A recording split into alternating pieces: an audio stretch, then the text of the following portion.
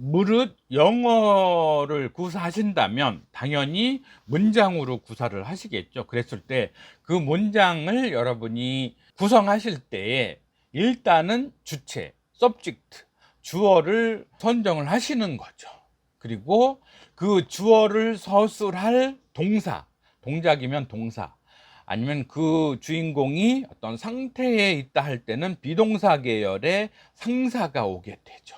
그런 다음에 동사일 경우에는 동작의 목적물을 뒤에 배치하고요.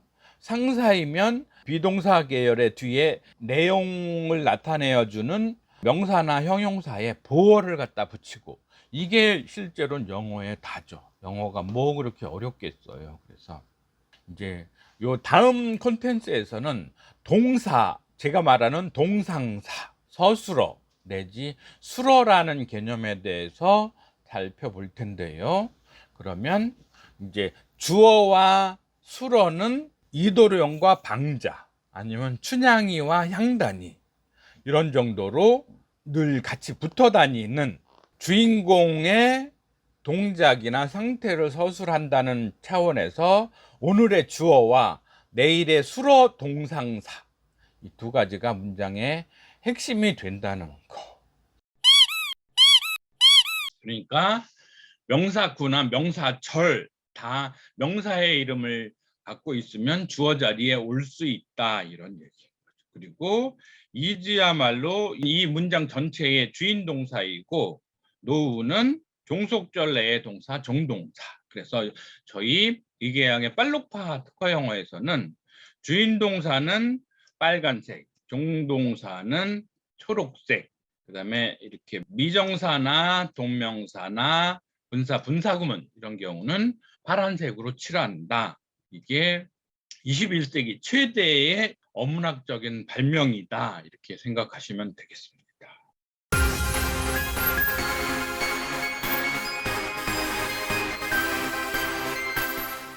반갑습니다. 지혜부자 노 슈퍼파워 가족 여러분, 오늘도 우리가 평소에 영어를 구사할 때 기본적으로 알아야 할, 그러니까 이 기본적이라는 거는 꼭 필요하기도 하고 굳이 쓸데없는 것은 비중을 두지 않겠다는 그런 의미에서 핵심적이면서 또 그 핵심을 익히기에 그다지 어렵지 않은 그런 내용들을 점검을 해보는 시간이 되겠습니다.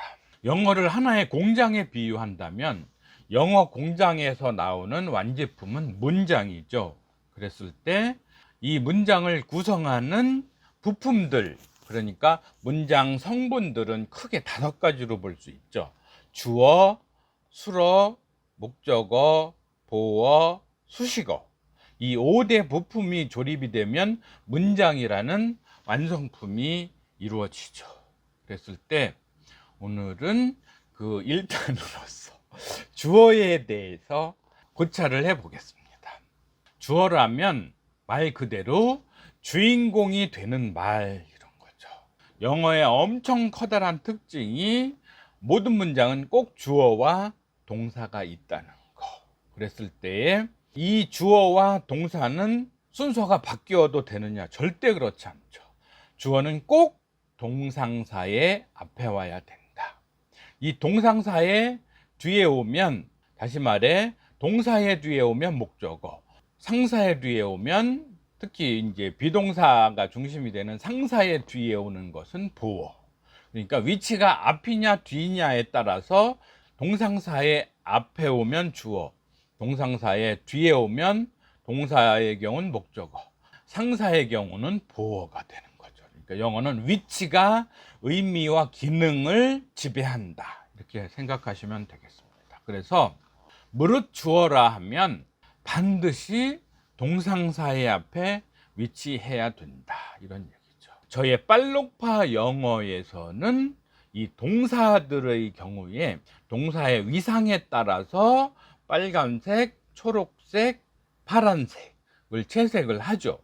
이 요소들의 앞에 위치하는 게 주어란 얘기인 거죠. 그랬을 때 빨간색 동상사 앞에 오면 완전히 전체적으로 핵심적인 주어, 그 다음에 초록색 동상사의 앞에 오면 종속절 내의 주어라는 의미가 되죠. 그 다음에 파란색 변신 동사들 있죠. 미정사, 동명사, 분사, 분사, 구문. 이 친구들의 경우엔 주어가 굳이 서술되지 않을 수가 있습니다. 그것은 일반적으로도 그렇고요. 이런 변신 동사들 앞에서도 그렇고요. 동명사의 경우에도 의미상의 주어가 앞에 서술될 수 있고요. to 플러스 동사 원형의 미정사, 이들의 앞에도 for me, for you, for them 이렇게 의미상의 주어가 서술되기도 합니다. 하지만 어쨌든 일반적으로 말해서 누구나 닿을 수 있는 주어, 아니면 일반적인 의미의 주어, 굳이 서술하지 않아도 되는 주어, 이러한 경우는 주어가 생략되기는 합니다. 또 명령문의 경우에도 상대방이 명확하게 지시가 되기 때문에 생략을 하게 되죠. 그랬을 때 어쨌든 주어라 하는 거는 동상사의 앞에 온다, 이런 얘기죠. 이 주어의 성격을 조금 더 저의 책 바로 가능 영어를 중심으로 좀 더 세부적인 내용을 살펴보겠습니다. 주어라는 말은 한자로 주인공이 되는 말, 주어. 영어로는 subject라고 하죠. 주체. 우리가 subject라는 단어는 일반 상황에선 잘 안 쓰게 되는데요. 뭐 국민들, 백성들, 주제, 뭐 여러 가지 의미로 쓰이긴 합니다만 문법적으로 subject는 주어.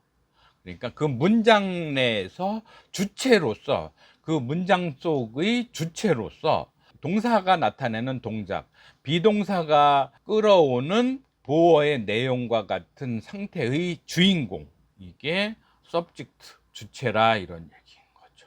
주어의 의미를 사전적으로 보면 a noun, 명사, 그 다음에 noun phrase, 명사구. 이 명사구라는 얘기는 명사로 쓰이는 구, 그러니까 to 부정사, 저의 말로는 미정사, 미정사의 명사적 용법, 아니면 동명사, 이렇게 변신 동사들이 구 형태로 나타나면서 명사로 쓰일 때, 이런 게 noun phrase를 얘기하겠죠.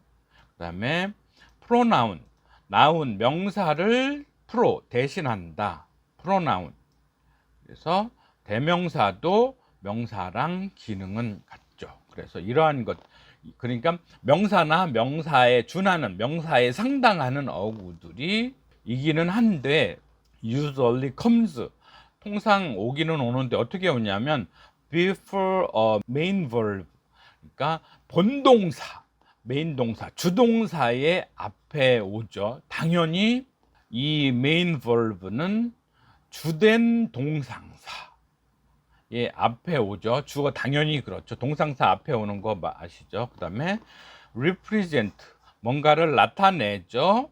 a person or thing, 사람이나 사물을 나타내어 주게 되죠. 그런데 사람이나 사물이 어떤 상황이냐면 performs the action of the verb, 그러니까 동사의 동작을 수행하는 사람이나 사물을 나타내기도 하고요. 그게 동사고요. 두 번째 상사, about which something is stated, 뭔가 state라는 건 서술된다는 의미로도 볼 수 있고요. 상태로 나타내어지고 있는으로도 볼 수 있죠. 그렇죠. 서술이나 상태로 표현되는 어떤 것, 그 어떤 것에 관한 사람이나 사물을 나타내는 것이 주어라는 부품 역할을 하는 것이 subject다,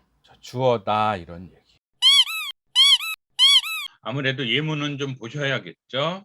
유진 is a businessman 했을 때 유진, 이러한 경우가 B라는 상사 앞에 와서 유진이라는 주인공은 사업가라는 형태를 나타내는 거죠. 이럴 때의 유진이 주어인 거죠. 그래서 아까 정의에서 A 유진 같은 나운 명사 말고 프로나운도 있었다고 그랬잖아요. 그게 이 he's busy 그랬을 때 he라는 대명사도 상사 be 앞에 온 주어다 이런 얘기죠. 그다음에 아까 noun phrase 명사 구도 주어가 될 수 있다 그랬잖아요. 그래서 미정사 여기 to become a businessman 여기까지가 명사 구인 거죠. 구. 변신 동사에서 설명드릴 부분이지만 become이라는 상사가 달고 온 보어까지 다 해서 비즈니스맨까지 포함해서 사업가가 되는 것은 이러한 미정사 구 아니면 같은 형식인데 미정사 말고 동명사 becoming a businessman is difficult 이런 경우 다 명사 구 형태가 주어가 된 거죠. 그래서 이번에는 명사절 보실까요?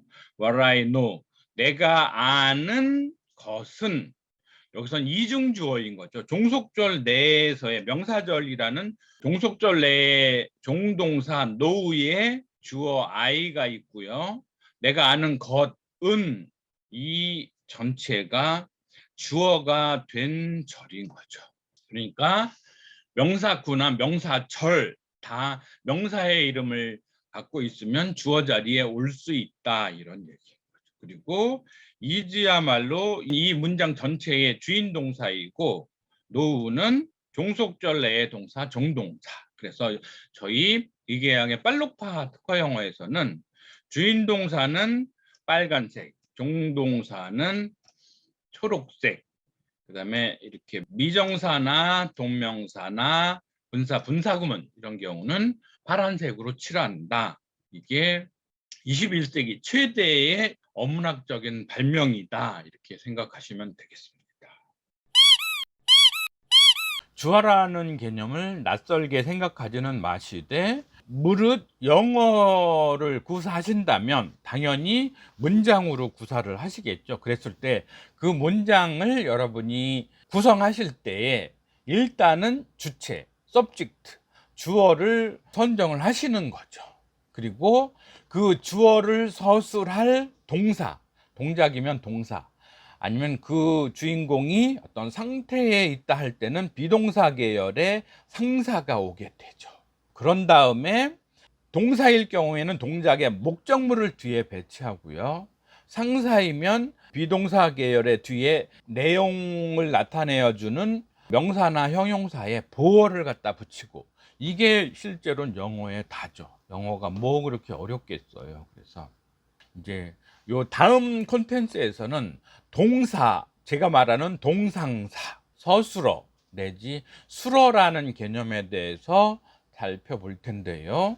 그러면 이제 주어와 술어는 이도령과 방자 아니면 춘향이와 향단이 이런 정도로 늘 같이 붙어 다니는 주인공의 동작이나 상태를 서술한다는 차원에서 오늘의 주어와 내일의 술어 동상사 이 두 가지가 문장의 핵심이 된다는 거. 그 다음 제 3차로 말씀드릴 목적어나 보어는 그게 동사가 오면 목적어, 비동사 계열이 상사가 오면 그 뒤에 보어가 오게 되죠. 그래서 요 두 가지 주어 성분과 수어 성분에 대한 이해가 있으면 영어의 골격은 다 짰다 이렇게 보시면 되고요. 그래서 이번 시리즈는 5부작으로 주어, 수어, 목적어, 보어, 수식어 이렇게 설명드린다는 점을 참조해 주시고요. 늘 구독, 좋아요, 공유, 추천해 주시면 감사하겠습니다. 수고하셨습니다. 고맙습니다.